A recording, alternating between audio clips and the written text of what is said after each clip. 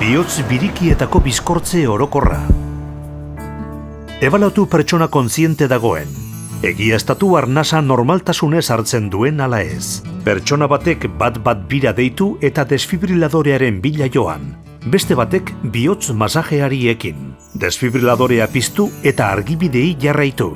Bihotz masajearekin jarraitu, desfibriladoreak adierazi bezala, larrialdiko taldea bertaratu arte. Kopeta kokotxa maniobra egiteko jarraibideak. Jarri biktima ozgora eta ireki arnasbidea.